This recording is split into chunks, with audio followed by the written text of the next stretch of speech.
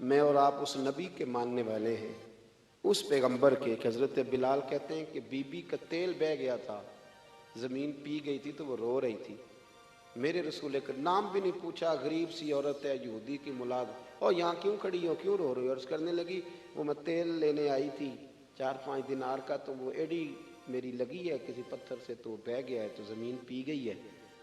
تو میرے نبی پاک نے فرمایا بلال جا گھر سے پیسے لا، اسے دے تاکہ تیل خرید لے۔ اس نے تیل خرید لیا تو اس کو دیا تو پھر رونے لگی، اب کیوں روتی ہو؟ تو کہنے لگی مار تو اب بھی پڑ جائے گی، میں غریب ہوں تو میری مالکن کہے گی تو دیر سے کیوں آئی؟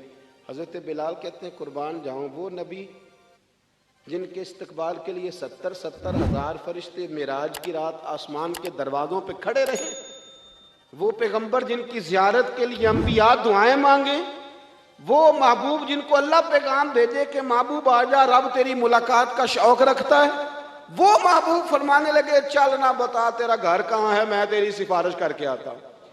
تو حضرت بلال کہتے ہیں سادے کپڑے، کوئی جانتا نہیں، کوئی نام نہیں، پرانا سا دوپٹہ، بی بی آگے آگے اور مدینے والے رسول پیچھے پیچھے، وہ سارا مدینہ گزار کے لے گئی۔ تیری صورت تیری سیرت زمانے سے نرالی ہے، اور تیری ہر ایک ادا پیارے ادائے بے مثالی ہے۔ کہتے لے گئی وہ سارا کچھ گزار کے، اور یہودن کے دروازے پہ لے کے چلی گئی۔ حضور کو تھوڑا ہی عرصہ ہوا تو مدینہ شریف تشریف لائے، دروازے پہ دستک دی، وہ باہر آئی تو محبوب نے بس نہ یوں آنکھیں ذرا اٹھائیں تے پہلی نظر ہی لوٹ لے ماہی تیرے ہار شنگارا، قاتل نین تے ناگن زلفاں پئیاں مارن دوروں ہی ماراں، تے کسے نو کول نہ پھٹکن دتا تیرے حسن دے پہرے داراں، آزم تو کلہ ہی نہیں ہے تے ہوئے پھر قتل ہزاراں۔ ایک دفعہ نظر اٹھائی، پھر نظر مبارک جھکا لی، فرمانے لگے یہ تیری ملازم ہے؟ کہا میری ہے۔ کہ اس کی غلطی کوئی نہیں، بیچاری کو تیل گر گیا تھا، نیا خریدتے دیر ہو گئی، اسے کچھ کہنا نہ۔ بی بی کہتی ہے ڈاڈی میں بھی بڑی تھی پر حضور آ گئے، میں جانتی بھی نہیں تھی، پر میں نے کہا حبیب میں کچھ بھی نہیں کہوں گی۔ رسول کریم یہ بات کہہ کے واپس لوٹے تو مالکن ملازمہ دونوں دیکھنے لگی کہ یہ کون تھے۔ وہ سنا کے سخن اور دکھا کے پھبن، سب پھوک گئے مورا تن من دھن، یہ کون تھے؟ اتنے جملے کہہ کے چلے گئے۔ حضرت بلال کہتے میں پیچھے تھا تو اس نے میرا پلو تھام لیا، کہنے لگی غلام یہ کون تھے؟ تو کہا نہیں جانتی، یہی تو رسول کریم ہے۔ دوڑ کے حضور کے قریب گئی اور جا کے کہنے لگی محبوبہ دروازے تک آئے ہو تب کرم فرماؤ نا، ہمیں کلمہ ہی پڑھاتے جاؤ، ہم نے تو یہ انداز ہی پہلی دفعہ دیکھا ہے۔ اور میرے بھائی سفارش ہم بھی کرتے ہیں، پر یہاں بندہ تگڑا ہونا چاہیے اور یہاں ہمارا بڑا قریبی ہونا چاہیے، مسلمان سمجھ کر، عام آدمی سمجھ کر، رسول اللہ کا غلام سمجھ کر، اس کی شان پہچان کر تھوڑا تھوڑا آگے بڑھیں۔ آنسو پوچھنے والے لوگ تھوڑے رہ گئے، طنز کر کے تنقید کر کے گزرنے والوں کی تعداد بڑھتی جا رہی، تعریف کرنے والے لوگوں کی تعداد محدود ہوتی جا رہی، تنقید کرنے والے لوگ بہت زیادہ ہو گئے۔ میرے ملک میں، میری ملت میں جتنے لوگوں کے عیب اچھالنے کی ڈیوٹی سر انجام دیتے ہیں، اس سے اگر آدھے لوگ بھی لوگوں کی مرہم پٹی کا فریضہ سر انجام دینے لگے، میں اکثر دوستوں سے کہتا ہوں کہ جتنا وقت ضائع کرتے ہو نا حکومتوں کو سمجھانے میں، اس سے آدھا وقت اپنے آپ کو سمجھانے میں ضائع کرو، آدھا وقت ذرا اپنے آپ کو سمجھا لو۔ میں نے بھی تو 1.5 کروڑ روپیہ لگایا نا اپنے مکان میں، چونکہ میں نے اندر رہنا تھا، تو اگر میں صرف 10,000 روپیہ اپنے گیٹ کے سامنے لگا لیتا نا تو لوگوں نے گزرنا تھا، لیکن وہ چونکہ صرف میرا نہیں ہے، وہاں سے زمانے نے گزرنا ہے۔ بہت سارے لوگ ایسے ہیں کہ جو صرف 3 فٹ 2 فٹ اپنی دیوار تھوڑی پیچھے کر لیں تو بہت بڑا نفع ہو جائے لوگوں کا، لیکن وہ چونکہ لوگوں نے گزرنا ہے، وہ نفع کرنے کو ہم تیار نہیں ہوتے۔ ایک موٹر سائیکل ہے میری اور مجھے اپنے گھر کے اندر جانا ہے روزانہ اس موٹر سائیکل کو لے کر کے، تو اس کے لیے میں زینے بنا لیتا ہوں، سیڑھیاں بنا لیتا ہوں، اور میں ساری مخلوق کا راستہ بند کر دیتا ہوں۔ وہ جی مجھے دقت ہوتی تھی، اٹھا کر اوپر چڑھانا پڑتا تھا، تو میں نے اپنی سہولت دیکھ لی، پر میں نے باقی سارے زمانے کی تکلیف، یہ تو مزاج نہیں ہے اہل اسلام کا، یہ تو آسانیاں دینے آئے ہیں، اخرجت للناس، یہ تو نفع کرنے آئے ہیں۔ مہربانی کریں، آپ یقین کریں، اگر آپ سکھ کی نیند سونا چاہتے ہیں، اگر آپ محبت کے ساتھ جینا چاہتے ہیں، اگر آپ طبیعت کو ٹھنڈا رکھنا چاہتے ہیں، تو پھر یہ کام کریں، تھوڑا تھوڑا لوگوں کے کام آنا شروع کریں، اپنی حیثیت کے مطابق آئیں، لیکن ارادہ کریں آج سے چھوٹے آدمی کی بات پہ عمل کریں، کوشش کریں کہ کل میں نے ایک آدمی کے کام ضرور آنا، اور کس طرح کام آنا ہے چلیں اتنا ہی کر لیں کہ جو آپ کو آ کے کہے نا کہ میرے ابے نے بڑا ستایا ہوا ہے، ابا جی مجھے علیحدہ کر رہے ہیں، وہ مجھے کچھ بھی نہیں دے رہے، اس کو اتنا کہہ دیں کہ ابے ستایا نہیں کرتے، ابے تو محبتیں کیا کرتے ہیں، آج تجھے حصہ دینے کی باری تو تنگ آ گیا ہے، اور وہ جو تجھے پالا پوسا، آپ اسے اچھا مشورہ دے کے والد کے قریب کر لیں، سمجھے میں نے بہت بڑی خدمت کر دی، اب تھوڑا تھوڑا پیار کرے، محبت تقسیم۔ دیکھیں رسول کریم کی سوچ مبارک کیا ہے۔ بدر کے لوگ قیدی ہو کے آ گئے، کفار تھے وہ، اب حضور نے فرمایا فیصلہ یہ ہوا مجلس شورا میں، صحابہ کی میٹنگ میں، کہ فدیہ دیں گے اتنے اتنے پیسے تو آزاد کر دیے جائیں گے۔ کچھ لوگ ایسے تھے جو فدیہ نہیں دے سکتے تھے لیکن حساب کتاب لکھنا پڑھنا جانتے تھے۔ اب حساب کتاب کی تو دین میں بھی ضرورت ہوتی ہے نا، آپ کو وراثت تقسیم کرنی ہے، کئی کام کرنے ہیں، تو نبی پاک علیہ الصلوۃ والسلام نے بھی نا وہاں امت کا سوچا، فرمایا تم اس طرح کرو، مسلمانوں کے 10 بچوں کو لکھنا پڑھنا سکھا دو، میں تمہیں آزاد کر دیتا ہوں۔ بحثیت قوم کی فلاح و بہبود کے لیے جو نبی پاک کے نظریات ہیں، جو حضور کے افکار ہیں، ان 10 بچوں کو لکھنا پڑھنا سکھا دو۔ یار میری سوچ ہمیشہ یہ رہتی ہے کہ میرے بچے لکھ پڑھ جائیں، یہ کیوں نہیں سوچتا کہ میرے محلے کے سارے بچے اگر پڑھ جائیں گے تو یہ محلہ پڑھے لکھے لوگوں کا محلہ کہلائے گا، میرے سمیت لوگ کہیں گے کہ بڑی شستہ آبادی ہے۔ میری سوچ کیوں اڑ جاتی ہے کہ فقط میرا ہی بچہ آگے نکلے، تو اپنے فیض کو کھول کے عام کیوں نہیں کرتا؟ تو یہ کیوں نہیں سوچتا کہ جو شجر سایہ دار ہوتا ہے نا میرے بھائی، وہاں جو بھی آتا ہے وہ پھل کھا کے جایا کرتا ہے، وہ جو بھی آتا ہے وہاں پھل کھاتا ہے۔ اپنا ایک ذہن بنائیں نفع دینے کا، ایک سوچ بنائیں کسی کا فائدہ کرنے، ارادہ کریں کسی کے کام آنے کا، کسی کے لیے بہتری کرنے کا، کسی کے لیے آسانیاں فراہم کرنے کا، کسی کو سہولت دینے کا۔ میرے رسول کریم سید عالم صلی اللہ علیہ وسلم نے توجہ دلاتے تھے۔ حضور علیہ السلام نے فرمایا درخت بھی لگاؤ، کھیتیاں بھی لگاؤ۔ یا رسول اللہ صلی اللہ علیہ وسلم کچھ ملے گا؟ تو حضور نے فرمایا اس کھیت سے، اس درخت سے جب تک کوئی جاندار فائدہ اٹھاتا رہے گا، اللہ تمہارے نامہ اعمال میں نیکیاں درج فرماتا رہے گا۔ کوئی درخت ہی لگا دو، کچھ کاری دو۔ محمود غزنوی گزر رہے تھے تو ایک بوڑھے کو دیکھا، اس کے ہاتھ کامتے ہیں تو پھر بھی وہ زمین کھود رہا ہے اور ایک درخت لگا رہا ہے۔ تو محمود غزنوی اس بوڑھے کو دیکھ کے نا تو بڑے حیران ہوئے، اس کے قریب گئے۔ تو 2 قسم کی سوچیں ہوتی ہیں نا، ایک یہ سوچ ہوتی ہے کہ بڑا لالچی ہے، اس عمر میں بھی یہ کیا کر رہا ہے، یہ بھی سوچ ہوتی ہے، اور ایک سوچ یہ ہوتی ہے کہ یار کتنا بھلا آدمی ہے، دیکھو اب بھی محنت کر کے گزر رہا۔ سوچ ہی ہے نا، منفی کر لیں یا مثبت کر لیں۔ تو محمود غزنوی آگے بڑھے، اور آگے بڑھ کے نا تو آپ اس بوڑھے سے کہنے لگے کہ بابا یہ کیا کر رہے ہو؟ تو کہنے لگے میں درخت لگا رہا ہوں۔ تو کہنے لگے بزرگوں اب آپ کی جو عمر ہے نا، یہ عمر نہ تو آپ اس کے پھل کھا سکیں گے، نہ چھاؤں میں بیٹھ سکیں گے، اور آپ کو تکلیف بھی بڑی ہے۔ تو بابا جی محمود کو جانتے ہی نہیں تھے، پلٹ کے کہنے لگے بیٹا چلو میں نہیں پھل کھاؤں گا تو میرے پوتے تو کھائیں گے نا، میرے نواسے تو کھائیں گے نا، تو آپ چھوڑے مجھے، میں تو اگلی نسلوں کا بھلا کر رہا ہوں۔ اب یہ سوچ ہماری بڑی کم ہوتی ہے، یہ بڑی کم سوچ ہوتی ہے، پوتے کھائیں گے نواسے کھائیں گے۔ تو محمود غزنوی بادشاہ تھے، بڑے راضی ہوئے، کہنے لگے یار بابا تیری تو سوچ بڑی شاندار ہے، قوم کا نفع کرنے والی سوچ ہے۔ اس نے کہا ایک تھیلی اشرفیوں کی بابا جی کو دے دو۔ بابا جی نے نا وہ تھیلی اشرفیوں کی جب قبول کی، پکڑی، تو بابا جی بڑے مسکرائے۔ محمود کہنے لگا کیا ہوا؟ تو فرمانے لگے بیٹے تم نے تو کہا تھا کہ میں اس کا پھل نہیں کھاؤں گا، میں نے تو ابھی لگایا نہیں ہے، اللہ نے پھل مجھے پہلے ہی عطا فرما دیا ہے۔ تم تو کہہ رہے تھے کہ پھل نہیں کھاؤں گا، ابھی تو لگایا نہیں تو اللہ نے پھل دے دیے۔ محمود بڑا راضی ہوا، اس نے کہا یار بابا تو بڑی اونچی سوچ کا مالک ہے، ایک تھیلی اور دو بابا جی کو، اور دے دو ایک تھیلی۔ ایک اور تھیلی دی بابا جی کو، تو بابا جی پھر ہنسے، کہنے لگے محمود میرا خلوص دیکھ، میں اللہ کے بندوں کا نفع کرنا چاہتا تھا نا تو میں نے ابھی لگایا نہیں۔ لوگوں کے باغ میں سال میں 1 دفعہ پھل لگتا ہے، اللہ نے مجھے 2 دفعہ پھل عطا کر دیا۔ محمود نے کہا تیسری بھی دو بھی بابا جی کو تھیلی۔ آپ سوچ تو بنائیں نا صاحب، ہم یہ سمجھتے ہیں کہ شاید یہ محدود ہو جائے گا، میں کسی کے بچے کو پڑھا دوں گا تو شاید وہ میرے بچے کا نصیب لے اڑے گا، میں کسی کو کچھ دے دوں گا تو شاید وہ ادھر سے آ کے نا تو ہمارا کام خراب کر جائے۔ او بھائی ایسا نہیں ہوتا، اس کو سمجھ، میرا رب تو بڑا کریم ہے، تو بانٹتا جاتا ہے تو اللہ تجھے نوازتا جاتا ہے، تو دیتا جاتا ہے تو اللہ تجھے عطا کرتا جاتا ہے۔ آپ یہ ذہن بنائیں، کسی کا فائدہ کرنے کا، کسی کا نفع کرنے کا، کسی کو کچھ دے ڈالنے کا، کسی کے اوپر رحمت کی برکھا برسانے کا آپ ارادہ کریں، اللہ تبارک و تعالیٰ آپ کو نواز دے گا۔ ہم جہاں بیٹھے ہوتے ہیں نا، لوگوں کو ہماری ضرورت ہوتی ہے۔ حضرت عبداللہ ابن عمر رضی اللہ تعالیٰ عنہ نے ایک 100 دینار الگ کر کے رکھا ہوا تھا، پورا 100 دینار، بہت بڑے پیسے ہوتے تھے اس زمانے میں۔ تو آپ کے بچے کہتے کہ ابا جی یہ پیسے سائڈ پہ کیوں رکھے ہوئے ہیں؟ تو فرماتے پتر یہ میں نے لوگوں کو ادھار دینے کے لیے رکھے ہوئے ہیں۔ خاصی مشکل بات نہیں کر دی میں نے، ہماری تو دکانوں پہ لکھا ہوا ہے ادھار بند ہے، موٹا کر کے لکھا ہوا ہے ادھار بند ہے، یعنی نقد والے آ جاؤ، ادھار والے بالکل نہ آنا۔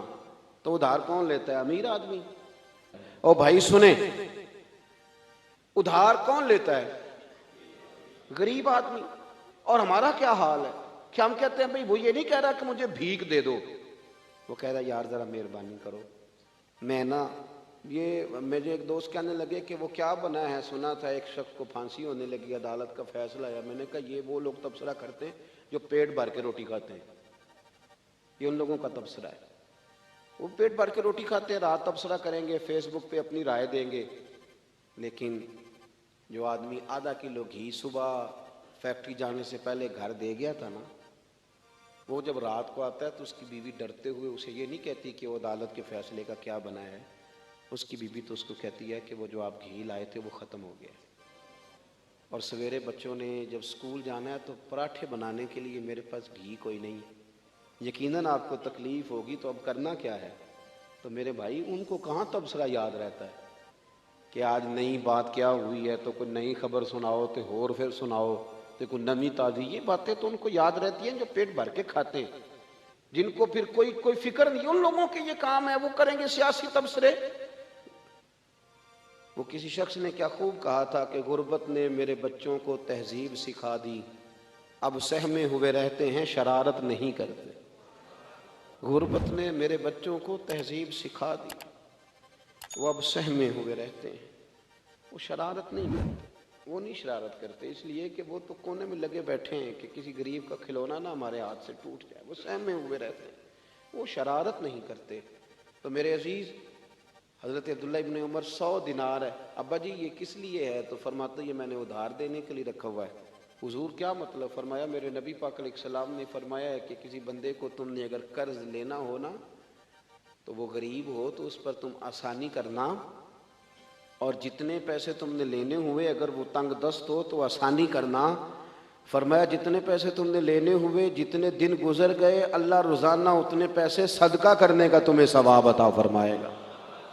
تو میں نے یہ غریبوں کی مدد کے لیے رکھے ہوئے ہیں۔ کوئی غریب لے جاتا ہے اپنا کام چلا لیتا ہے، پھر وہ واپس کر دیتا ہے تو میں کسی نئے کو دے دیتا ہوں، تو اپنا کام چلا لیتا ہے۔ یارو ہاں کچھ لوگ ایسے ہوتے ہیں جن کے جنازوں پہ لوگ آ کے بتاتے ہیں، جنازوں پہ آ کے بتاتے ہیں کہ جب میری بیٹی کی شادی تھی تو یہ بابا رات کی تنہائی میں آیا تھا۔ جنازوں میں آ کے لوگ بتاتے ہیں کہ ہاں فلانی سردیوں میں جب میرے کپڑے میرے پاس موجود نہیں تھے تو یہ آیا تھا مجھے جوڑا دینے۔ اور پھر لوگ بہت بڑے پروفیسر، لیکچرار، عالم فاضل آ کے بتاتے ہیں میرے پاس کتابوں کے پیسے کوئی نہیں ہوتے تھے، پر یہ مرد کلندر تھا جو ہر امتحان سے پہلے آتا تھا اور آ کے مجھے کہتا تھا کہ یہ پیسے رکھ لو، کوئی نہیں میں لے لوں گا، واپس ہو جائے۔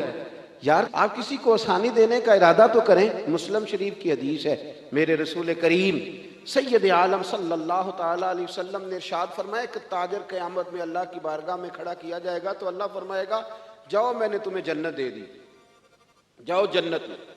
تو پتہ تو سارا ہے نا سردار نو کیتیاں، تو وہ اللہ کے حضور حاضر ہو کے عرض کرے گا مالک میں تو اپنی خطائیں جانتا ہوں کتنی زیادہ ہیں، اللہ میں تو مستحق نہیں تھا، تو میرے مالک یہ جو کرم ہوا ہے اس کا سبب پوچھ سکتا ہوں؟ سبب کیا ہے اس کرم کا، اس رحمت کا؟ تو رب کریم ارشاد فرمائیں گے کہ جب تم نے دکان پہ جو سیل مین رکھے ہوئے تھے، جب تم ان کو بھیجتے تھے لوگوں سے پیسے لانے کے لیے، کیا ریکوری کرنا کہتے ہیں کہ گرائی بھی عقید ہے؟ تو وہ جب تم بھیجتے تھے لوگوں کو تو کیا کہہ کے بھیجتے تھے؟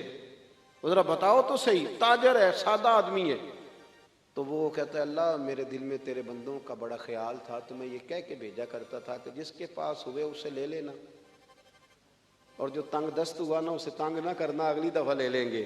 تو رب کریم فرمائے گا تو میرے بندوں پہ آسانیاں کرتا تھا تو میں تیرے اوپر آسانی نہ کروں؟ یہ مسلم شریف کی حدیث ہے. میں آسانی نہ کروں؟ وہ تیرا یہ لفظ کہ جو تنگ دست ہے اسے وسعت دے دو، کوئی نہیں کل پرسوں ترسوں آ جائے گے. فرمایا بس اسی کی برکت سے آج میں نے تجھے جنت دینے کا ارادہ کر لیا. میں کبھی کبھی محسوس کرتا ہوں ہمارے احساسات میں تیزی کے ساتھ تنگی آئی ہے، سوچ کا دائرہ کار محدود ہوا ہے. محدود یہ ہم تھوڑے سے مذہبی لوگ ہیں نا، ہر آدمی کا اپنا شعبہ ہوتا ہے، آپ کا بھی شعبہ ہوگا. لوگ کہتے ہیں حضرت جی ٹائم دے دیں، سیالکوٹ میں فلانی جگہ پہ محفل کرنی ہے، تو میں کہتا ہوں کہ یار وہاں محفل ہوتی ہے وہیں آ جانا. کہتے نہیں ہم نے اپنی کرنی ہے. تو میں کہتا ہوں وہ کس کی ہے؟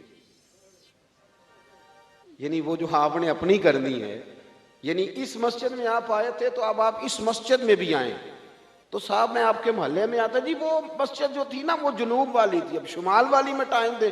وہ ان کی مسجد میں آپ آئے تھے، فلانے علامہ صاحب کی، ہماری تو نہیں آئے. اور میں نے کہا یار بس کرو، مسجدیں بھی اب تقسیم ہونے لگ گئی ہیں. یہ بھی تقسیم ہوگی کہ وہ اس کی ہے اور یہ اس کی ہے. یعنی آپ اندازہ کریں کہ ہماری یہ سوچ ہے کہ اس میں بھی کہیں کوئی ایسا عنصر نہ ہو کہ کوئی اجتماعیت کہیں نظر آ جائے. اور یار ایسے تو نہ کرو. یہ ایک مذہبی اجتماع ہوتا ہے، اس کے اندر بھی لوگ کہتے ہیں کہ انتظامیہ دعوت دے گی. یہ کس کے دین کا کام ہو رہا ہے؟ اللہ اور اس کے رسول کے. تو اس کی انتظامیہ کچھ 6 بندوں پہ مشتمل ہونی چاہیے کہ ساری امت انتظامیہ ہونی چاہیے؟ لیکن ہم نے نا یہاں بھی تقسیم کر لی، یہاں بھی گروہ بندی کر لی، یہاں بھی ہمارا مزاج اور طرح کا بن گیا. اگر آپ کا دل بڑا ہو جائے، تھوڑا اللہ کے بندوں کو آسانی دے. میں کہا کرتا ہوں جنت بہت بڑی ہے میرے بھائی، مہربانی کر ذرا دوسرے کو بھی جگہ دے وہ بھی جنت میں داخل ہو جائے. وہ بڑی وسیع ہے، تو تھوڑی مہربانی کر، اتنا محدود نہ کر اس کو، تھوڑی سی نا آسانی کر. اللہ بڑا کریم ہے، جگہ دے انشاءاللہ تعالیٰ. جو کسی اور کا مرید ہے وہ بھی جنت میں جائے گا اللہ کے فضل سے، وہ بھی جائے گا، پر تھوڑی گنجائش دے، محل دے کے وہ بھی جائے گا. ہم نے تو بڑا محدود کر کے رکھا ہوگا. میرا خیال ہے مشکل سے 25-30 لوگ ہیں اگر ہم جانے دو اپنے محلے میں سے، باقی تو سب کے لیے ہم نے بین کر دیا. خدا را یوں نہ کریں، اس سے دقت ہوگی. داتا گانجی بخش علی حجویری رحمت اللہ تعالی علیہ کشف المعجوب میں فرماتے ہیں کہ ایک شخص نہ پہاڑ کی چوٹی پہ عبادت کرتا تھا تو لوگ اس سے ملنے کے لیے جایا کرتے تھے. تو رستے میں نا ڈھلان بڑی سخت تھی، لوگ اس کے اوپر سے جب چڑھ کے جاتے نا تو اکثر لوگ گر جاتے. اس کے دل میں ایک دن خیال آیا کہ یہ ڈھلان نہ ہوتی تو کیا ہوتا. تو رب کریم نے اس وقت کے پیغمبر علیہ السلام کو وہی فرمائی کہ اسے کہو تو میری تخلیق پہ اعتراض کرتا ہے. نہ ہوتا تو کیا ہوتا؟ فرمایا اسے کہہ دو کہ تیرا نام میں نے اپنے نیک بندوں کی صف سے کاٹ کر نافرمانوں کی صف میں لکھ دیا. وہ کہہ دو. اللہ کے نبی نے پیغام دیا تو وہ سجدے میں گر گیا. وہ تجھے کیا ہوا؟ کہنے لگا حضور آپ نے کہا ہے نا کہ اللہ نے میرا نام لیا ہے. میں کہاں اور میرے رب نے میرا نام لے لیا ہے. حضور چلے میں تو سمجھتا تھا میں کسی کھاتے میں نہیں، اللہ نے میرا نام لے لیا، یعنی میرا نام. اسے تو وجد ہو گیا. وہ پیغمبر کی بارگاہ میں عرض کرنے لگا حضور آپ میرا پیغام اللہ کے حضور عرض کر دیں گے؟ کہا ہاں میں کہہ دوں گا. تو وہ عرض کرتا ہے حضور اللہ کی بارگاہ میں یہ عرض کیجئے کہ یا اللہ میرے لیے جہنم کا فیصلہ تو ہو ہی گیا ہے، لیکن مالک میرا دل کرتا ہے کہ میرا وجود اتنا بڑا کر دے، اتنا بڑا کر دے، تو قادر ہے اتنا بڑا کر دے کہ ساری دوزخ میں ہی پورا آ جاؤں. اللہ میرا دل نہیں کرتا تیرا کوئی اور بندہ جہنم میں جائے. میری طبیعت نہیں مانتی کہ تیرے محبوبوں کا کلمہ پڑھنے والے، تیرے نبیوں کا کلمہ پڑھنے والے دوزخ میں چلے جائیں. اللہ تو ساری دوزخ میرا وجود بڑا کر کے نا تو بھر دے. آواز قدرت آئی، نبی سے فرما دیجئے کہ یہ اگر میرے بندوں سے اتنا پیار کرتا ہے تو میں اس سے پیار نہ کروں؟ اسے کہہ دیجئے اس کے گناہ بھی بخش دیے، اسے ولیوں میں بھی شامل کر لیا، اور قیامت میں یہ جس کی سفارش کرے گا اللہ سب کو جنت عطا کر دے گا. پر یہ ہے کہ پروگرام ہی نہیں ہے. اتنی محدود سوچ. تھوڑا تھوڑا پیار کریں، تھوڑی تھوڑی محبتوں میں وسعت لائیں. آپ تھوڑا شوق جواں کریں اپنا. آپ یہ مزاج بنائیں کہ مجھے اللہ کے بندوں سے محبت کرنی ہے. علامہ اقبال کہنے لگے خدا کے بندے تو ہیں ہزاروں اور بنوں میں پھرتے ہیں مارے مارے، میں تو اس کا بندہ بنوں گا جس کو خدا کے بندوں سے پیار ہوگا۔ اپنے مسلمان بھائی کے لیے اپنے دل کے اندر نرمی لائیں۔ لوگوں کی کمزوریاں دیکھیں گے تو آپ ایک منٹ بھی کسی کے ساتھ نہیں چل سکتے، اور یہ حال میرا بھی ہے اور آپ کا بھی ہے۔ تو اگر کوئی ہماری کمزوری دیکھ لے تو وہ چل سکتا ہے ہمارے ساتھ؟ میں اکثر کہا کرتا ہوں کہ اگر ہمارے ایپ کھول جائیں تو لوگ ہم سے ہاتھ نہ ملائیں۔ اگر ہمارے اندر کی باتیں کبھی باہر نکل آئیں تو شاید لوگ ہمیں ملک بدر کر دیں کہ تم اس قابل نہیں ہو کہ دھرتی پہ رہ سکو۔ تو یارو اتنی کمزوریوں کے باوجود اگر اللہ نے ہماری پردہ پوشی کی ہے تو چل تو بھی کسی کی کمزوری کے باوجود اس کے ساتھ نیکی کر، تو بھی اس کی کمزوری۔ میں نے ایک ہاسپٹل میں ایک نوجوان کو دیکھا، ڈاکٹروں کے آنے پر بھی لوگ خوش ہوتے ہیں۔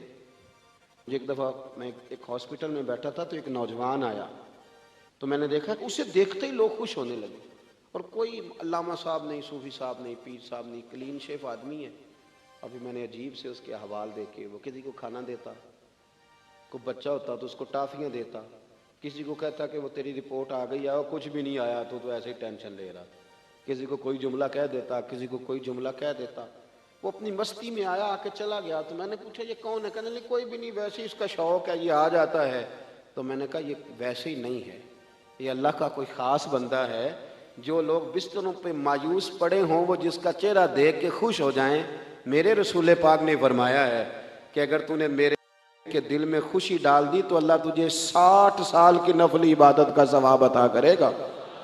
اگر میرے مومن کے دل میں تم نے خوشی ڈال دی تو 60 سال کی نفلی عبادت، بے ریا نفلی، امام غزالی حدیث لائے، 60 سال کی نفلی عبادت کا ثواب۔ او یارو مہربانی کرو، آؤ تھوڑا سا نا دکھ سمیٹنے کی کوشش کریں، آؤ اپنی مسکراہٹ کے اندر اپنی بہت ساری پریشانیوں کو چھپائیں اور تھوڑا تھوڑا زخموں پر مرہم رکھنے کا ارادہ کریں۔ کوئی ضروری تو نہیں نا یار کہ انسان خود غرضی کی زندگی جیے، وہ ایک چھوٹی سی دنیا بات کرے، اپنی دنیا کو بڑا کیوں نہیں کرتا؟ تو تھوڑا کر کے آگے کیوں نہیں نکلتا؟ میں کبھی کبھی ایک کار ہمارے شہر میں میرے آگے سے گزرا کرتی تھی، اس پہ لکھا ہوتا تھا خدائی خدمتگار، تو جو نا موٹا کر کے خدائی خدمتگار۔ تو سیدھا سادہ بندہ تھا، اللہ تعالیٰ اس کو جنت دے، وہ انتقال کر گیا۔ تو میں نے ایک دن اس کو کھڑا کر کے کہا، میں نے کہا آپ کا نام کیا ہے؟ کہنے لگے جی میرا نام ہے میاں رانجھا تے سب دا سانجھا۔ او میں نے کہا یہ کون سا نام ہوا؟ کہنے لگا جی میری خواہش ہوتی ہے کہ کوئی مینوں کام دسے، تو میں نا دفتروں میں ملتا ہوں اللہ کے فضل، میاں رانجھا تے سب دا سانجھا۔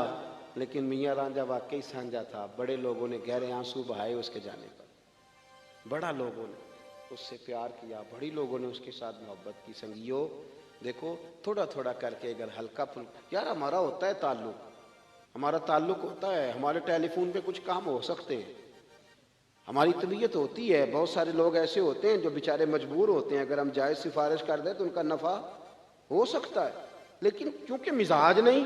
مجھے ایک بات بتائیں دیانتداری سے کہ اگر آپ کے پاس محلے کا کوئی شخص آ تو آپ نے کہا جی نہیں میں نے کبھی کسی کو کام نہیں بتایا، تو آپ نے اس بندے کو دھتکار دیا، تو وہی مسئلہ اگر آپ کے بیٹے کا بن جائے،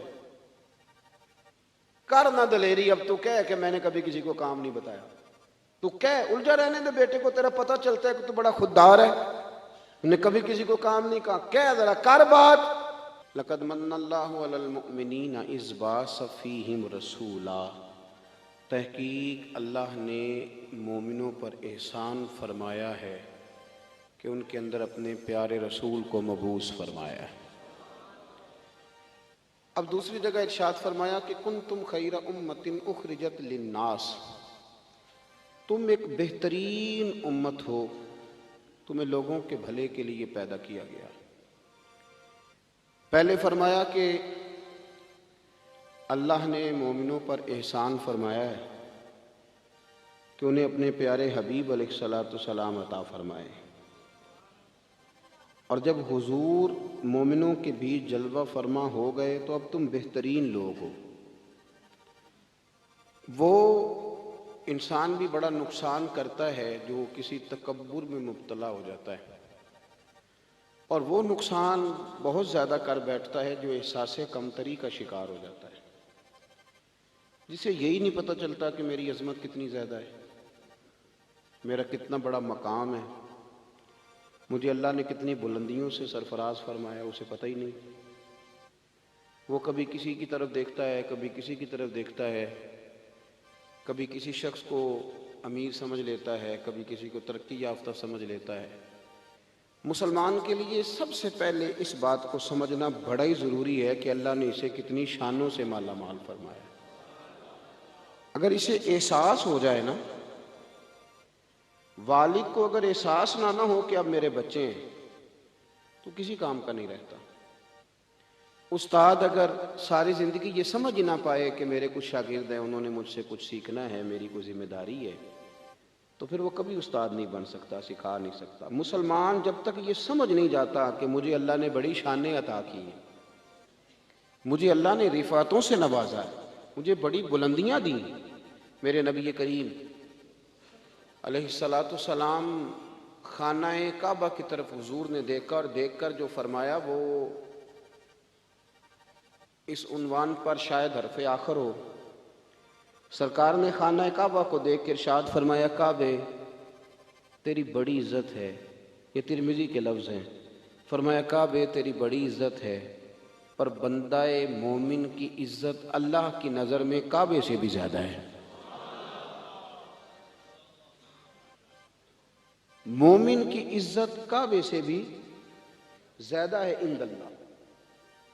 یہ اس کو سمجھ ہی نہیں پاتا، یہ احساس ہی نہیں کرتا کہ مجھے اللہ نے کتنے اعزاز سے نوازا ہے۔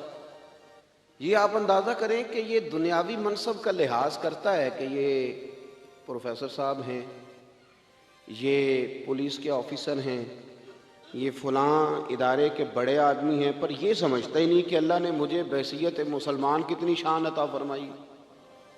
اور پھر یہ اس بات کا بھی احساس کرنے سے عاری رہتا ہے کہ میں نے لوگوں کا اس لیے بھی احساس کرنا ہے کہ وہ آفیسر ہیں، اس لیے بھی احساس کرنا ہے ان کی عمر زیادہ ہے، اس لیے بھی احساس کرنا ہے ان کے بال سفید ہیں، اور اس لیے بھی احساس کرنا ہے کہ وہ مسلمان ہے اور مسلمان کی بڑی شان ہوتی ہے۔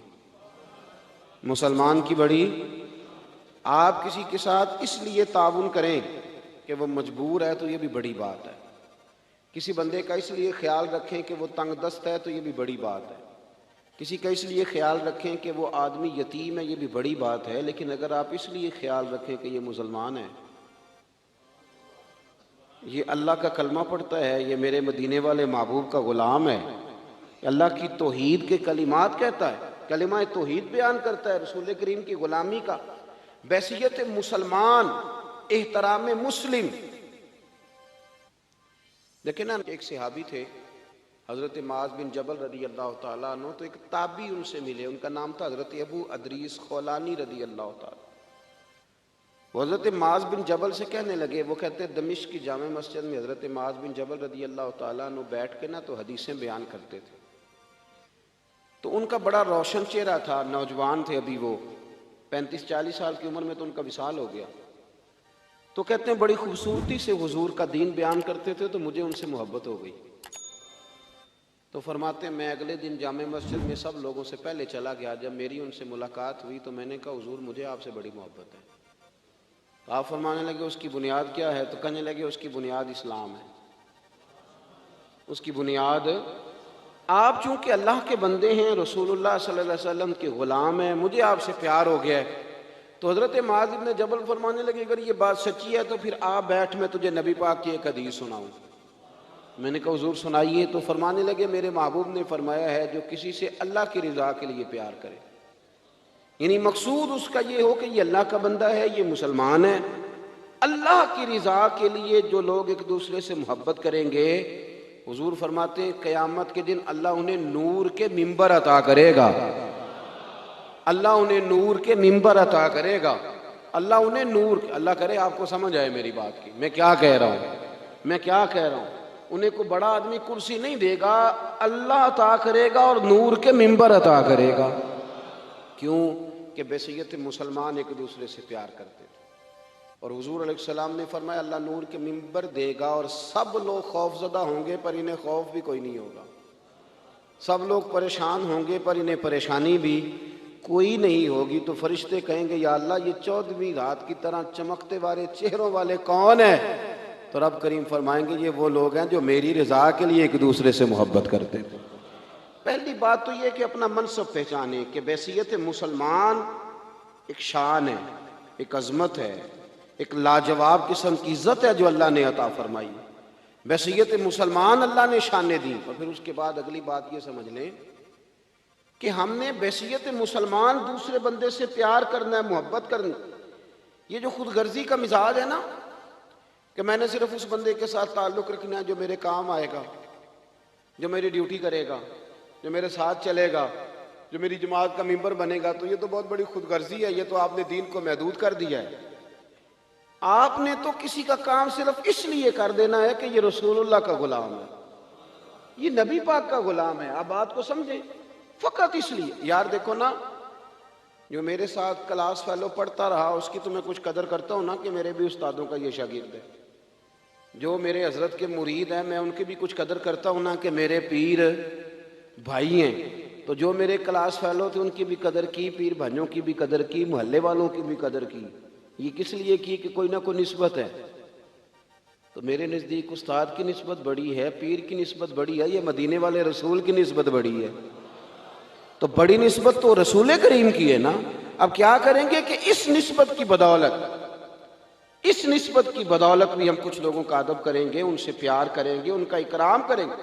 فقط مسلمان، دیکھیں نا یہ بہت بڑی بات ہے کہ آپ کسی شخص سے اس لیے پیار کریں کہ وہ آپ کا رشتہ دار ہے ددیال میں سے، ننہال میں سے، اور پھر کو جا کے آپ کی پھپھو کو بتائے کہ میں گیا تھا تو آپ کے بھتیجے نے بڑی قدر کی تھی، تو پھپھو راضی ہوتی ہے کہ نہیں ہوتی؟ چچا کے شہر سے آنے والے سے پیار کریں تو خوش ہوتا ہے کہ نہیں ہوتا؟ تو اگر کوئی صرف اس لیے جا کے اللہ رسول کی بارگاہ میں گواہی دے کہ انہوں نے آپ کی نسبت کی برکت سے میرے ساتھ بڑا پیار کیا تھا، تو آپ اندازہ فرمائیں کہ وہاں ماحول کیا بنے گا۔ نجاشی بادشاہ نے نا مسلمانوں سے بڑا پیار کیا، بڑی محبت کی اس نے، اہل اسلام کے ساتھ اس نے بڑا اچھا رویہ۔ کفار مکہ پیچھے گئے، انہوں نے وہاں کچھ پیسے بھی دیے، تحفے بھی دیے کہ یہ ہمارے حوالے کر دیے جائیں، پر اس نے کہا نہیں، یہ تمہارے حوالے نہیں ہوں گے، یہ تو اب آئے ہیں تو یہ میرے ملک میں ہی، وطن میں ہی رہیں گے۔ تو نجاشی جب اس کلمہ بھی پڑھ گیا تھا، وہ جب اس کا انتقال ہو گیا تو رسول پاک نے فرمایا نکلو بھئی تمہارے بھائی پر جنازہ پڑھنا ہے۔ یہ ایک ہی جنازہ ہے جو حضور نے غائبانہ پڑھایا ہے، ایک ہی۔ اور یہ دلیل اس لیے نہیں بن سکتا کہ اور بھی بہت سارے صحابہ شہید ہوئے پر حضور نے کسی کا جنازہ، ان کا جنازہ اس لیے حضور نے غائبانہ پڑھایا کہ حضور کے لیے غائب تھا ہی نہیں، حضور کے لیے تو سامنے پڑی ہوئی تھی میت۔ جنازہ بھی پڑھایا۔ حضرت عائشہ صدیقہ رضی اللہ تعالیٰ عنہ کہتی ہیں کہ چونکہ اس شخص نے بحیثیت مسلمان، آپ میری بات کو سمجھیں، بحیثیت مسلمان چونکہ اس شخص نے حضور کے غلاموں سے پیار کیا تھا، نبی پاک نے جنازہ بھی پڑھایا، تعریف بھی کی۔ اور حضرت عائشہ فرماتی ہیں کہ جب اس کا انتقال ہوا، اس نے چونکہ مسلمانوں سے بحیثیت مسلمان پیار کیا تھا، جب اس کا انتقال ہوا اسے قبر میں دفن کیا گیا تو سید عائشہ صدیقہ رضی اللہ تعالیٰ عنہ فرماتی ہیں اس کی قبر سے نور نکلا کرتا تھا، اس کی قبر سے نور نکلا کرتا تھا۔ مسلمان جمعیت کیوں نہیں رہے، اجتماعیت کیوں ختم ہو گئی؟ اس لیے کہ یہ جو ایک سوچ تھی نا کہ برادری کا بھی خیال کرنا ہے، علاقے کا بھی خیال کرنا ہے، مجلس کا بھی خیال کرنا ہے، اگر کبھی یہ سوچ بن جائے نا کہ بحیثیت مسلمان بھی تھوڑا تھوڑا خیال کرنا ہے، تھوڑی تھوڑی توجہ دینی ہے بحیثیت مسلمان بھی، ہمیں غور کرنا ہے کہ یہ میرا مسلمان بھائی ہے، یار میں اس کے کہیں کام آ جاؤں، کوئی تھوڑی اس کی مدد کر دوں، میں اگر تھوڑا سا کسی جگہ اس کی مشکل کے لیے آگے بڑھ سکتا ہوں تو میں آگے بڑھوں۔ بحیثیت مسلمان اگر کسی سے محبت کی جائے، کسی کے ساتھ پیار کیا جائے، پہلے تو قدر پہچانی جائے کہ مسلمان ہونے کے ناطے قدر بڑی، اور پھر اس بات کو سمجھا جائے کہ بحیثیت مسلمان کسی کی خدمت بھی کرنی ہے۔ اب اس پر اجر کیا ملے گا؟ میرے رسول کریم صلی اللہ علیہ وسلم نے فرمایا تو اللہ کے بندوں کی مشکلات میں سے ایک مشکل حل کر دے، اللہ کے نبی کا وعدہ ہے اللہ تیری قیامت کی مشکلات کو آسان فرما دے گا۔ قیامت کی مشکلات۔ مجھے ایک دفتر میں جانے کا اتفاق ہوا تو کوئی پیپر ایک کم تھا، جس کام کے لیے میں گیا تھا تو کوئی ایک پیپر کم تھا، تو وہ دفتر کے لوگ کسی سبب سے دین کی برکت سے مجھے پہچان گئے، تو اب وہ انہوں نے کہا کہ یہ پیپر آپ کا کم ہے، اس کی ضرورت ہے۔ پھر وہ کہنے لگے کہ پیر صاحب آپ چونکہ بڑے قابل احترام ہیں تو آپ یہاں رکیں، تو ہم ابھی اس کا بندوبست کرتے ہیں۔ تو وہ میرا خیال ہے کہ 5 سے 7 منٹ میں وہ پیپر بھی آ گیا، اور جتنی ضروریات تھیں وہ ساری انہوں نے پوری بھی کر لیں۔ جہاں مجھ سے سائن لینے تھے وہ لے بھی لیے۔ چاہیے تو یہ تھا نا کہ میں خوش ہو کے آ جاتا، تو دیکھا جی میری بڑی شان ہے۔ میں نے ان سے کہا کہ آپ نے بڑا پیار کیا ہے، لیکن مجھے محبت ہوگی نا تو میرا دل کرتا ہے نصیحت کروں، اس لیے کہ جس سے پیار ہو اس کو سنوارنے کو بندے کا بڑا دل چاہتا ہے۔ میں نے کہا یار اگر میرے لیے آپ 1.5-2 منٹ میں، 5 منٹ میں، 7 منٹ میں یہ سارا بندوبست کر سکتے ہیں، تو اس کا مطلب ہے کہ وہ جن لوگوں کو آپ بھیج دیتے ہیں نا جائیں واپس، آپ کے کاغذ ہی پورے نہیں، تو ایک دفعہ گھر جاتے ہیں، کتنی جگہوں کے چکر لگاتے ہیں، پھر دوبارہ پلٹ کے آتے ہیں۔ اس کا مطلب ہے کر آپ سکتے ہیں اگر کرنا چاہیں تو، اگر کرنا۔ میں نے کہا اس لیے میرے ساتھ آپ نے یہ رویہ رکھا کہ آپ نے مجھے دیندار سمجھا، کچھ نیک سمجھا، کچھ اچھا جانا، وہ تو مجھے پتا ہے نا میں کیا ہوں۔ تو اگر آپ نے یہ رویہ میرے ساتھ اس لیے رکھا کہ میں نیک ہوں، تو اب کوئی بوڑھا آ جائے، کوئی کمزور آ جائے، کوئی آپ کے پاس ان پڑھ دیہاتی آ جائے جسے پتہ ہی نہیں کہ ان کی ترتیب کیسے لگانی ہے، تو ان کے ساتھ بھی رویہ اس لیے ٹھیک کر لینا کہ یہ بھی مدینے والے رسول کا کلمہ پڑھتا ہے۔ وہ سامنے رکھنا میرے رسول کریم صلی اللہ علیہ وسلم کی ذات والا صفات کو، اور تھوڑا تھوڑا لوگوں سے پیار کر لینا۔ ہم لوگوں نے نا محدود کر لیا اپنی صلاحیتوں کو، ہم بڑا کچھ کر سکتے تھے، لیکن ہم نے دائرہ کاری محدود کر لیا۔ میں نے خاندان کے لیے کرنا ہے، قبیلے کے لیے کرنا ہے، علاقے کے لیے کرنا ہے، بستی کے لیے۔ یہ کچی سوچ کیوں پیدا کرتے ہیں؟ آپ کہیں مجھے اہل اسلام کے لیے کرنا ہے، مجھے رسول کائنات کے لیے کرنا ہے، مجھے نبی پاک کے بتائے ہوئے ارشادات کے لیے کرنا ہے، امت کے لیے کرنا ہے، امت کے لیے۔ آپ اپنی خدمات کو پیش کریں، آپ اپنا دائرہ کار پیش کریں، آپ بڑی سوچ آپ دیکھیں آپ کسی کے لیے کیا کر سکتے ہیں۔ ہم اگر آج یہ ارادہ کر لینا کہ ہم نے لوگوں کو آسانیاں دینی ہیں، تو میرا یہ خیال ہے کہ صبح خیر نہیں خیر کثیر بٹنی شروع ہو جائے گی۔ اگر ہم یہ ارادہ کر لیں کہ میں نے لوگوں کو آسانیاں، تو ہمارا مزاج نہیں نا، ہم آسانی لینا چاہتے ہیں۔ اگر ہم بحیثیت مسلمان تھوڑی تھوڑی خدمات سر انجام دینا لگے، تھوڑا تھوڑا سوچنے لگے۔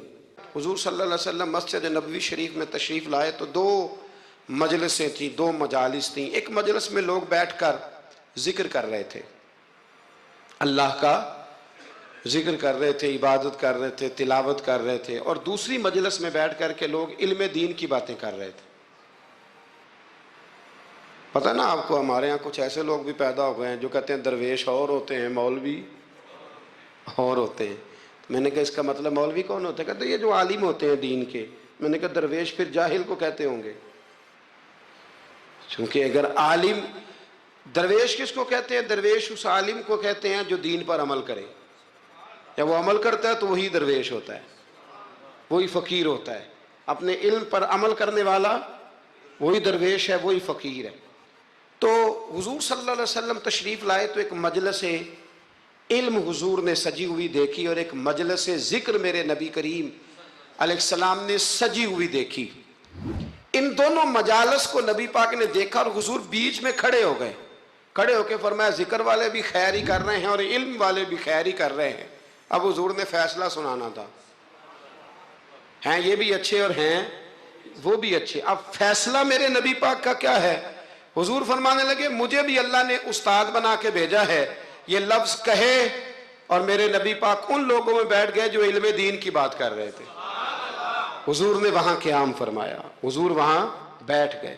تو میرے عزیز دوستو اس بات کو سمجھ لیں، اس پر غور کریں کہ نبی کریم صلی اللہ تعالی علیہ وآلہ وسلم نے ہمیں جو سمجھایا ہے وہ یہ ہے کہ حصول علم کا شوق پیدا کرو، علم کی مجالس کو اختیار کرو، اہل علم جاننے والے۔ ہمارے ہاں لوگوں کے پاس بڑا محدود سا علم ہوتا ہے، لیکن وہ اپنے اس علم کی ترویج کرنا، ایک خاص بیماری ہے جس پر میں اشارہ کرنے لگا ہوں، اس کو سمجھیے گا۔ تھوڑا سا علم ہوتا ہے مختصر سا، ہم کیا کرتے ہیں؟ ہم اس علم کو دکھانا چاہتے ہیں، بتانا چاہتے ہیں، سنانا چاہتے ہیں، حالانکہ اتنا محدود علم ہے۔ ابھی آپ ٹھہر جائیں، ابھی آپ اس میں پختگی لائیں، ابھی آپ سیکھنے کے ماحول میں رہیں۔ جب آپ سکھانے کی مسند پر بیٹھنے کی کوشش کرتے ہیں تو وہ جو آپ کا سیکھنے کا ذوق ہوتا ہے، شوق ہوتا ہے، اور جو آپ نے سیکھنے کا مزاج ہوتا ہے اس میں ایک تو کمزوری آتی ہے، دوسرا یہ کہ پھر آپ کا ذہن جو ہوتا ہے شیطان اور نفس وہ آپ کو اس رستے سے روکتا ہے جس رستے پر آپ سیکھنے کے لیے نکلے ہوئے تھے۔ اس لیے زندگی میں سیکھتے رہنے کی کوشش کریں، شوق پیدا کریں سیکھنے کا، ذوق پیدا کریں سیکھنے کا۔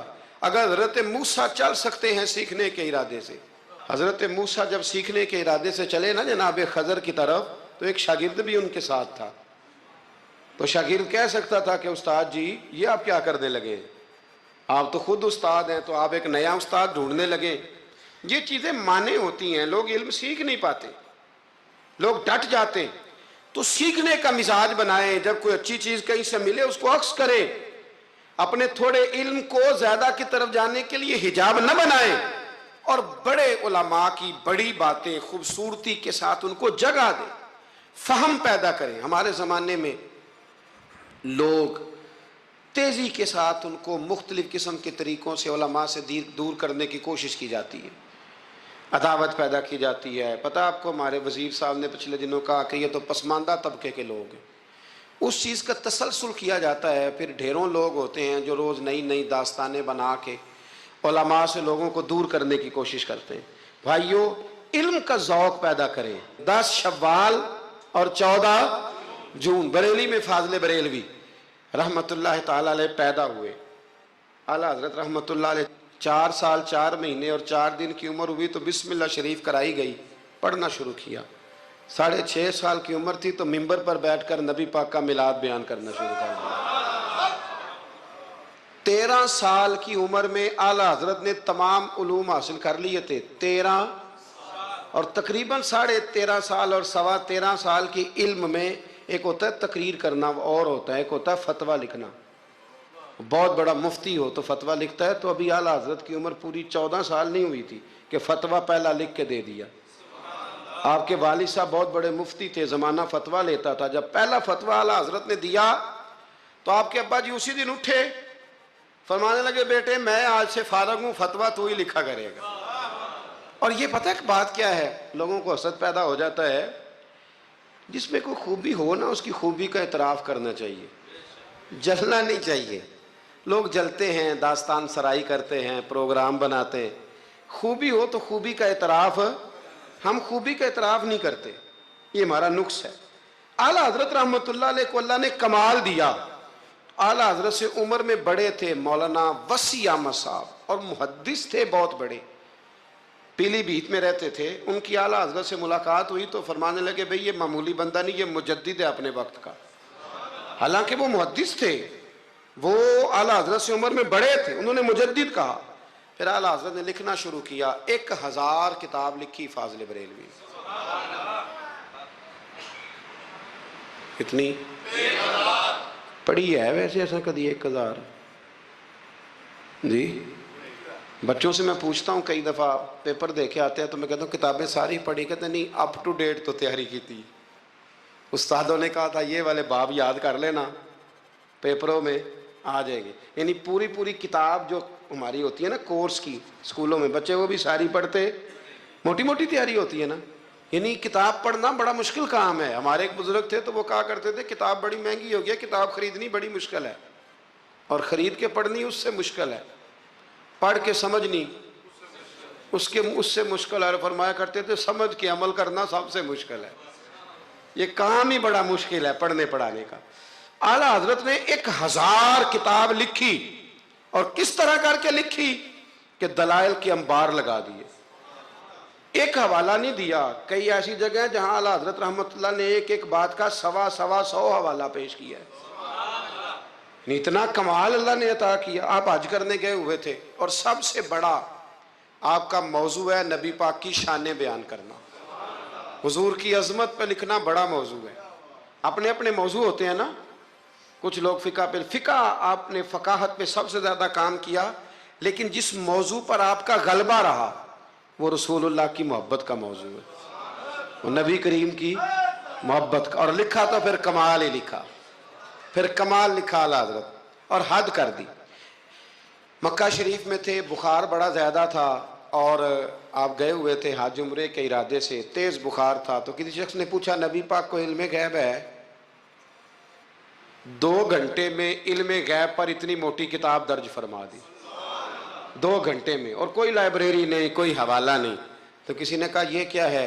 فرمانے لگے یہ میرے محبوب سے غلامی کا رشتہ ہے، یہ میرا حضور سے غلامی کا، تم پوچھتے جاؤ میں حضور کی شانیں بتاتا جاؤں گا، میں نبی پاک کے تذکرے کرتا جاؤں۔ اور پھر تعریفیں کس کس کی کیں؟ حضور کی اولاد کی اصحاب کی نبی پاک کے غلاموں کی ولیوں کی صوفیاء کی۔ علم بڑا تگڑا اللہ نے دیا۔ کسی نے پوچھا تیمم کس مٹی سے جائز ہے؟ تو مٹی کی 80 قسمیں بیان کر دی، مٹی کی 80 قسمیں۔ فرمانے لگے مٹی ایک جیسی نہیں ہوتی، ایک مٹی زمین پہ پڑی ہوتی ہے، کپڑے پہ پڑی ہوتی ہے، کپڑے ایک جیسے نہیں ہوتے، ایک سوتی ہوتا ہے، ایک ریشمی ہوتا ہے، ایک کے اندر مٹی جذب ہوتی ہے، ایک میں جذب نہیں ہوتی، ایک سے دھونے سے جلدی نکل جاتی ہے، ایک سے جلدی نہیں نکلتی۔ 80 قسمیں بتا کے فرمایا اس سے ہو جاتا ہے، اس سے نہیں ہوتا، اس سے ہو جاتا ہے، اس سے۔ اور جواب بڑے شاندار دیتے تھے۔ ایک بندے نے ایک دفعہ پوچھا جی فرض کا درجہ زیادہ کہ سنت کا؟ فرمانے لگے فرض کا۔ تو کہنے لگے پھر سیدھا منہ دھویا کریں، آپ وضو میں پہلے ہاتھ دھوتے ہیں، پھر کلی کرتے ہیں، پھر ناک میں پانی ڈالتے ہیں، تو منہ فرض تو منہ دھونا ہے پہلے، ہاتھ دھونا بھی وضو میں سنت ہے، ناک میں پانی ڈالنا بھی سنت ہے، کلی کرنا بھی۔ تو آپ نے تو پہلے 3 سنتیں ادا کی، پھر وضو۔ فرمانے لگے ٹھیک تم نے کہا ہے، پر تم پتہ نہیں نا تمہیں کہ یہ میرے رسول اللہ کی سنت کی برکت کتنی ہے۔ شریعت حکم دیتی ہے کہ پانی معتدل ہونا چاہیے وضو کرنے کے لیے، نہ زیادہ ٹھنڈا ہو نہ زیادہ گرم ہو، زیادہ گرم ہو تو منہ جل جاتا ہے۔ اور شریعت حکم دیتی ہے کہ پانی بد ذائقہ نہیں ہونا چاہیے، اور حکم دیتی ہے کہ بدبو والا نہیں ہونا چاہیے۔ فرمایا اس لیے ہمارے نبی نے پہلے ہمیں 3 سنتیں دیں کہ ٹوٹی کے نیچے نا ہاتھ کر کے دیکھ لو پانی زیادہ گرم تو نہیں، اور کہیں منہ نہ جلا لینا۔ اور پھر ہمارے نبی نے ہمیں سنت دے کے بتایا کہ منہ میں ڈال کے دیکھ لو بد ذائقہ تو نہیں، پھر کہا ناک میں ڈال کے دیکھ لو کہ اس سے بو تو نہیں آتی۔ فرمایا مصطفیٰ نے کہا میری 3 سنتیں ادا کر کے اب چہرے پہ پانی ڈالو گے تو فرض ادا کرنے کا مزہ آ جائے گا۔ اعلیٰ حضرت کو اللہ نے وہ کمال دیا، ملک سخن کی شاہی تم کو رضا مسلم، جس سمت آ گئے ہو سکے بٹھا دیے۔ باتیں بہت ساری ہیں، کچھ خالص علمی ہوتی ہیں، کچھ بڑے علم بھی ہوتا ہے اور اس میں لطف بھی ہوتا ہے۔ تو ایک لطف والی بات ہے آپ کو سناتا ہوں۔ علماء میں نا ایک مسئلے میں اختلاف ہے، خیر اب تو علماء میں مسئلے میں اختلاف ہو تو جاہل چھلانگ لگا کے اندر آ جاتے ہیں، کہتے تو ان کی پتہ سان پوچھو۔ علماء میں اکثر مسائل میں اختلاف رائے ہو جاتا تھا، اور ہے آج بھی۔ امام شافعی اور امام مالک کا اختلاف کوئی نہیں تو کیا گالیاں دینی شروع کر دیں گے لوگ؟ اختلاف رائے علماء کے اندر ہو جاتا ہے۔ تو اختلاف رائے ہے علماء کے ایک مسئلے کے اندر، وہ کیا ہے؟ اور فقہی مسائل میں اختلاف ہوتا ہے، عقیدے میں اختلاف نہیں ہوتا۔ یہ یاد رکھ لیں، جو عقیدہ ہوتا ہے وہ عقیدہ ہوتا ہے، جو محبوب کی غلامی کی بات ہے وہ نبی پاک کی، اس میں کوئی بات دوسری ہوتی نہیں۔ بہرحال اعلیٰ حضرت کا فتویٰ یہ ہے کہ جمعے کی جو دوسری اذان ہے نا وہ بعض مسجدوں میں خطیب کے سامنے پڑھی جاتی ہے، یعنی خطیب کے بالکل سامنے بندہ کھڑا ہو کے نا جمعے کی دوسری اذان۔ اعلیٰ حضرت کا فتویٰ نہیں، باہر دروازے پہ پڑھو، مسجد کے دروازے پہ، جو یہاں پڑھتا ہے اذان اس کی بھی ہو جاتی ہے۔ کہ یہ ایک فقہی مسئلہ ہے، اس میں اختلاف رائے ہو سکتا ہے۔ اعلیٰ حضرت رحمۃ اللہ علیہ کے خلیفہ رہتے تھے جبل پور میں، فاضل بریلوی جبل پور گئے ان کی دعوت پر، وہاں آپ نے جمعہ پڑھایا تو ایک بندے نے نا آپ کو چٹ دے دی کہ حضرت صاحب جمعے والے دن جمعے کی دوسری اذان ہے وہ کہاں پڑھنی چاہیے؟ تو اعلیٰ حضرت فرمانے لگے کہ باہر دروازے پہ پڑھو جمعے کی دوسری اذان۔ وہاں کچھ اپنے ہی نظریے کے لوگ تھے، اپنے ہی تیر کھا کے جو دیکھا کمی گاہ کی طرف تو اپنے ہی دوستوں سے ملاقات ہو، غیروں کو اتنا مسئلہ بھی کوئی نہیں ہوتا، حسد ہمیشہ اپنوں میں ہوتا ہے۔ تو وہ اپنے ہی لوگ تھے، وہ کہنے لگے جی ہم 50 سال سے دے رہے ہیں اذان، مولوی صاحب نے یہاں آ کے لڑائی کرا دی ہے کہ اذان باہر پڑھو۔ انہوں نے نا کچہری میں، اعلیٰ حضرت انگریز کی عدالت کو عدالت نہیں فرماتے تھے، کہتے تھے عدالت تو وہ ہوتی ہے جہاں عدل ہو، یہ کچہریاں ہیں، یہ عدالتیں، وہ عدالت کہتے نہیں تھے، کہتے عدالت کا مطلب ہے عدل والی جگہ۔ اعلیٰ حضرت کبھی نہیں گئے تھے انگریز کی عدالت میں، تو جب ان سے کہا گیا نا کہ مقدمہ کر دیا کسی نے کہ لو جی ہم 50 سال سے اذان پڑھ رہے ہیں تو انہوں نے نواں فتویٰ دے دیا ہے کہ اذان جو باہر پڑھے، تو اعلیٰ حضرت کو نوٹس آ گیا عدالت سے، آپ کبھی جایا نہیں کرتے تھے۔ اتفاق کی بات، وہ جو آواز دینے والا تھا نا، جو آواز دیتا تھا فلاں بن فلاں حاضر، وہ اعلیٰ حضرت کا مرید تھا۔ اعلیٰ حضرت نے اس کو ساری بات سمجھا دی کہ میری باری آئی تو تم نے کرنا کیا ہے۔ اس نے کہا جی ٹھیک ہے، مسئلہ طے ہو گیا۔ ہوا یہ کہ جب جج نے کہا نا مولانا احمد رضا ولد نقی علی خان حاضر ہو، ان کی باری آئی، تو اردلی کو کہا جج نے، اس نے کیس سارا پہلے اسٹڈی کر لیا، مسلمان تھا جج بھی، اس نے پڑھ لیا کہ دو علماء کے درمیان اختلاف ہے، ایک کہتے ہیں کہ یہاں اذان پڑھنی چاہیے، دوسرے کہتے ہیں کہ اذان باہر پڑھنی چاہیے۔ تو وہ پتہ کیا کہتا ہے، اس کو سمجھایا ہوا تھا، جج کہنے لگا چلو جی یہ مسئلہ بھی نمٹاؤ، وہ مدعی پارٹی بھی آئی ہوئی تھی، اعلیٰ حضرت نہیں آئے تھے، وہ بڑے خوش تھے کہ وہ نہیں نہ آیا، تو ہم جج کو نا تھوڑا سا اس کو ہوا بھریں گے کہ دیکھا نا جی وہ تو آپ کو بھی کچھ نہیں سمجھتا، وہ بات اور خراب ہو جائے گی، پر وَتُعِزُّ مَن تَشَاءُ تُذِلُّ مَن تَشَاءُ، یہ عزتیں ذلتیں یہ اللہ کے ہاتھ میں، یہ رب کریم کے ہاتھ میں۔ تو انہوں نے نہ پوری تیاری، نہیں نہ آیا، دیکھنا اور کریں گے۔ اب وہ اردلی کو جب کہا نا اس آواز دینے والے کو، جج صاحب نے کہ بلاؤ اس کو، اعلیٰ حضرت نے، اس نے پتہ کیا کیا، آواز تو باہر دینی ہوتی ہے نا، وہ جج کے سامنے کرسی کے سامنے کھڑے ہو کے نا کانوں میں انگلیاں لے کے کہنے لگا احمد رضا ولد نقی علی خان حاضر ہو، اور جج کہنے لگا پاگل ہو گیا، باہر جا کے کہنے لگے جی یہی تو میرے پیر کہتے ہیں، یہی تو وہ فرماتے ہیں، یہی تو وہ فکرہ ادا کرتے، ملک سخن کی شاہی تم کو رضا مسلم، جس سمت آ گئے ہو سکے ہی بٹھا دیے۔ فرمایا جی یہی تو وہ کہتے ہیں، وہ کہتے ہیں مولوی تو آیا بیٹھا جمعہ پڑھانے کے لیے، اس کو اذان کیوں سناتا ہے، باہر سنا تاکہ جو رہ گیا وہ بھی آ جائے، یہی تو وہ فرماتے ہیں۔ جج کہنے لگا مولانا کو تکلیف کرنے کی ضرورت نہیں، وہ جو کہتے ہیں ٹھیک ہی کہتے ہیں، فتویٰ مسئلہ ان کے حق میں دیتا ہوں۔ یاد رکھیں اعلیٰ حضرت کا یہ کمال تھا کہ انہیں اللہ نے علم بھی دیا تھا اور سمجھانے کی طاقت بھی عطا فرمائی، ان کے اندر یہ قوت تھی، یہ ہمت تھی کہ وہ بات سمجھا سکتے تھے، لیکن جس کی شان زیادہ ہوتی ہے اس کے مخالف بھی زیادہ ہوتے ہیں، پکی بات۔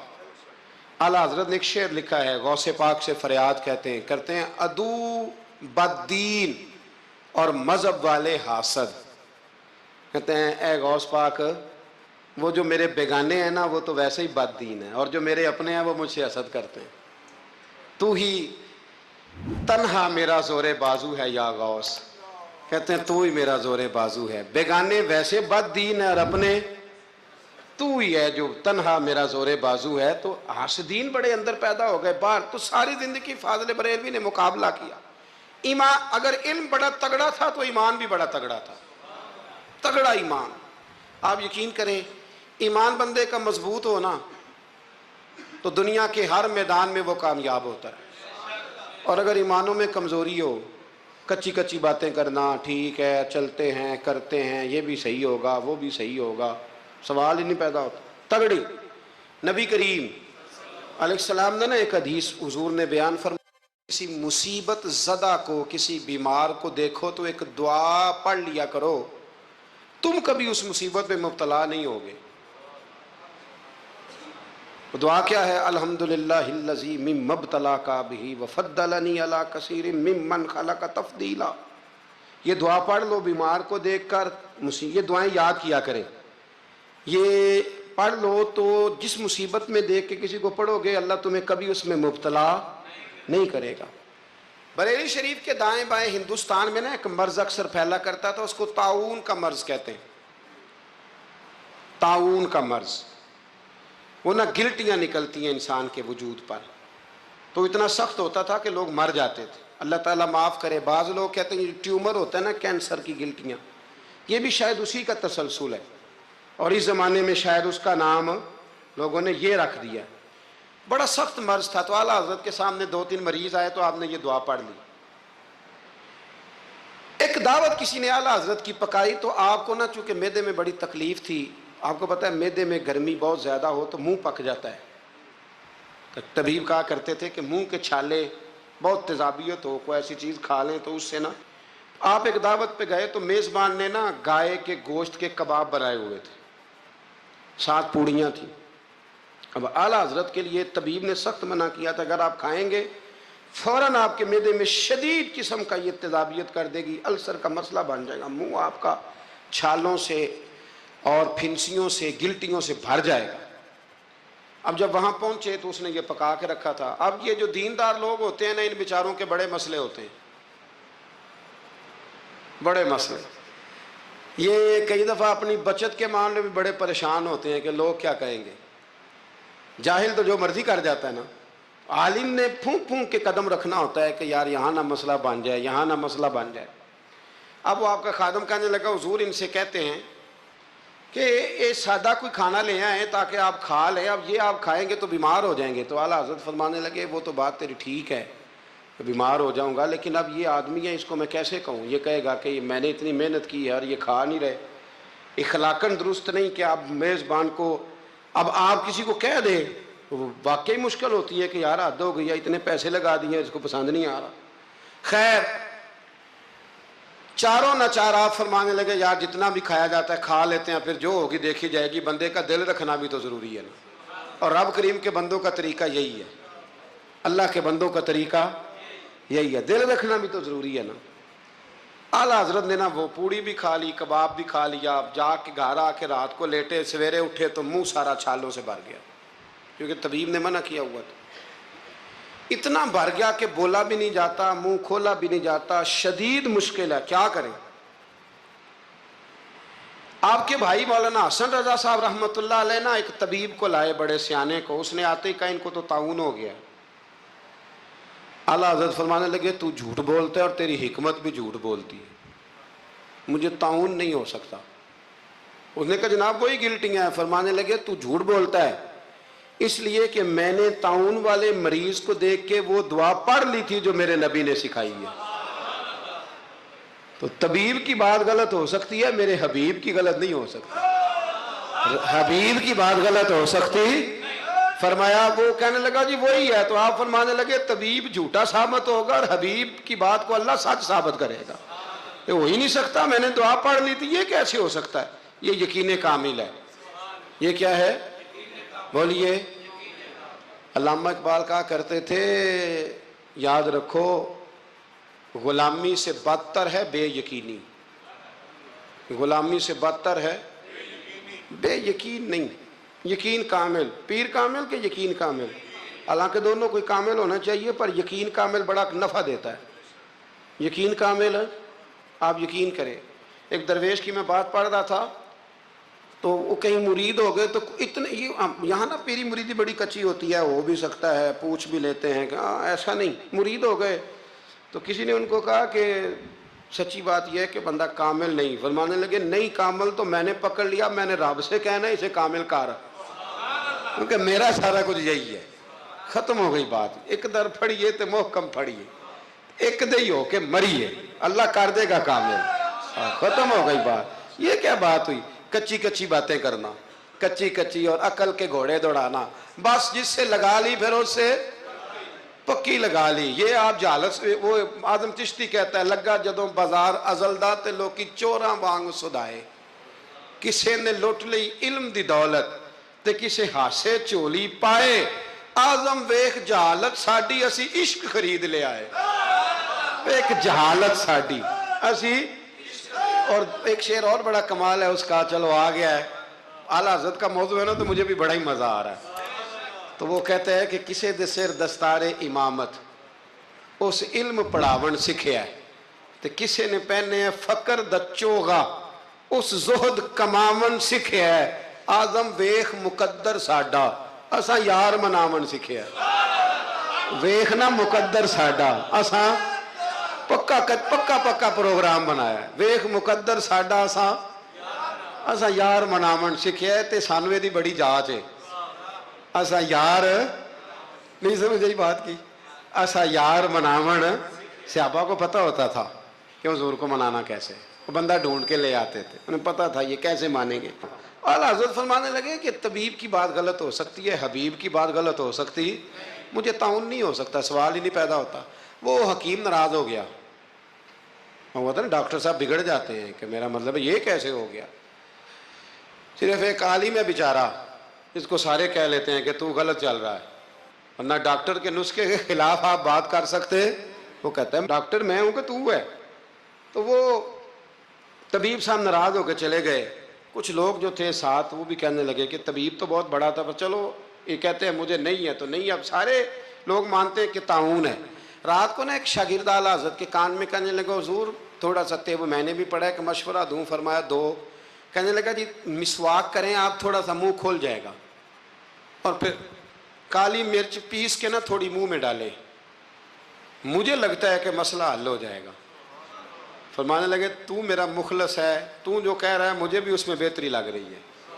وہ ایک مسواک لایا, فرمایا یہ میرے نبی کی سنت ہے.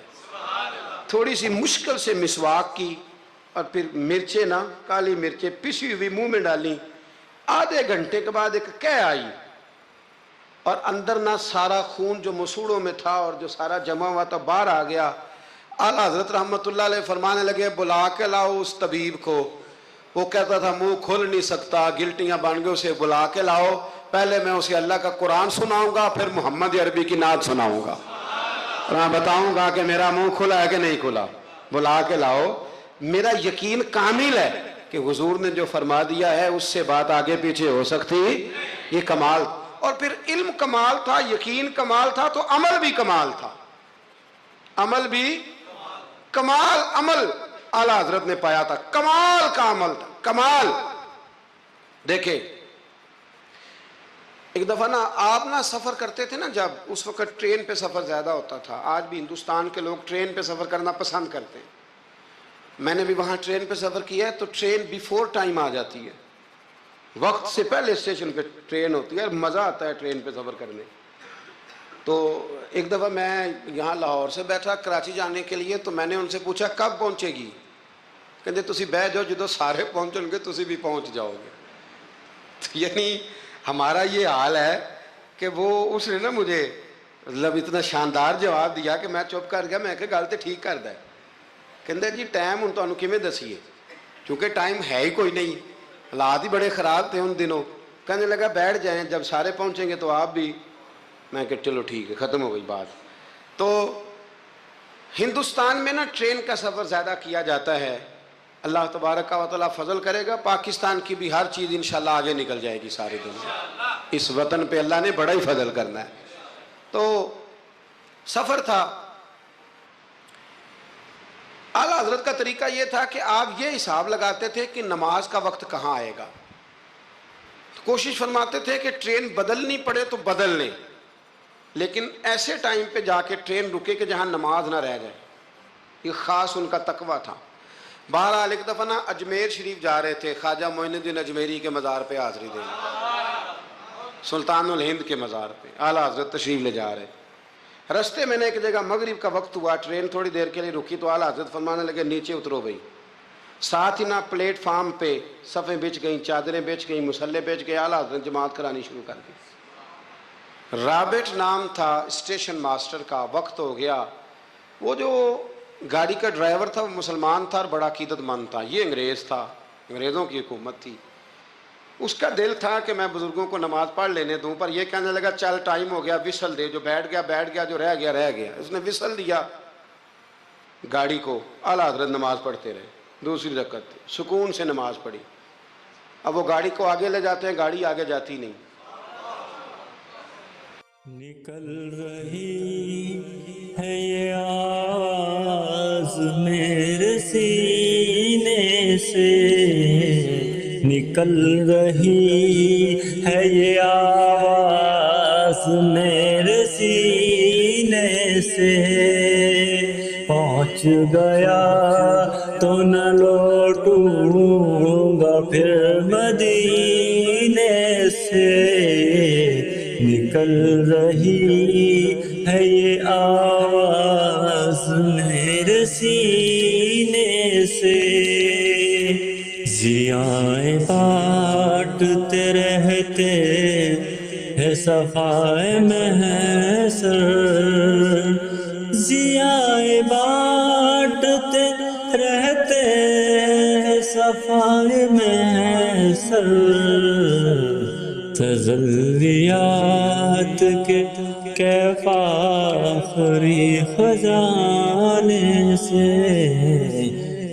تجلیات کے کیف آخری خزانے سے حضور مجھ کو مدد کی اسد ضروری ہے الجھتے رہتے ہیں طوفان میرے سفینے سے الجھتے رہتے ہیں طوفان میرے سفینے سے یہی امید میرا حوصلہ بڑھاتی ہے یہی امید میرا حوصلہ بڑھاتی ہے بلاوا آئے گا راہی مجھے مدینے سے بلاوا آئے گا راہی مجھے مدینے سے نکل رہی ہے یہ آواز میرے سینے سے پہنچ گیا تو نہ لوٹوں گا میں مدینے سے پہنچ گیا تو نہ لوٹوں گا پھر مدینے سے آگے لے جاتے ہیں جاتی نہیں. وہ رابٹ جو تھا وہ کہنے لگا اس کو ڈرائیور کو چلاتا کیوں نہیں, کہنے لگا چال ہی نہیں رہی, انجن میں مسئلہ ہو گیا ہے. کہنے لگا ذرا پیچھے کرنا, اس نے پیچھے کی تو پیچھے ہونے لگ گئی, آگے کی تو جاتی نہیں. اس کو شک پڑا کہ یہ مسلمان ہے شاید فیور کر رہا, کہتا تو نیچے اتر میں بیٹھتا ہوں. وہ بیٹھا اور وہ آگے کرتا ہے تو گاڑی آگے نہیں جاتی, پیچھے کرتا ہے تو گاڑی پیچھے جاتی ہے. انجینئر کو بلایا, ہر چیز چیک کر لی پر گاڑی چلتی نہیں. کیسے چلے, ہر مشکل دی کنجی یارو ہاتھ مرداں دے آئی, یہ کیسے چلے گی, سوال ہی نہیں پیدا ہوتا, چل سکتی نہیں.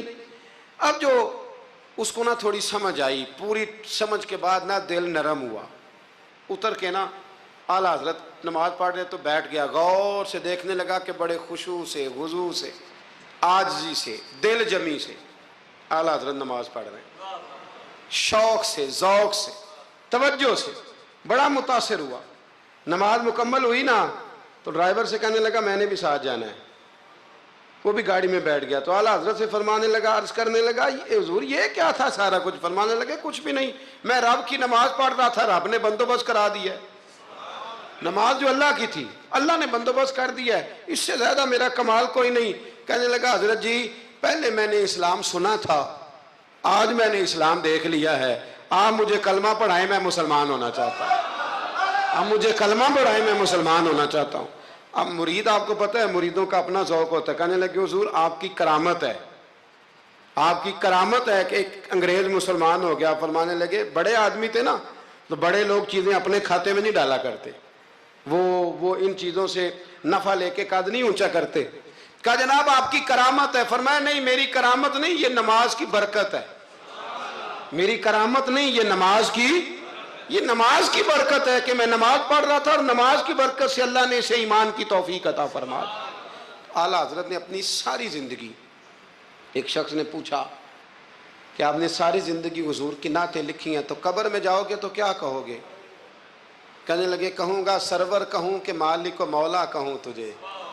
حضور سونیا میں کیا کہوں, سرور کہوں کہ مالک و مولا کہوں تجھے, باغ خلیل کا گلے زیبا کہوں تجھے, تیرے تو وصف عیب تناہی سے ہیں بری, حیران ہوں میرے شاہ میں کیا کیا کہوں تجھے, حیران ہوں میرے شاہ میں کیا کیا کہوں تجھے.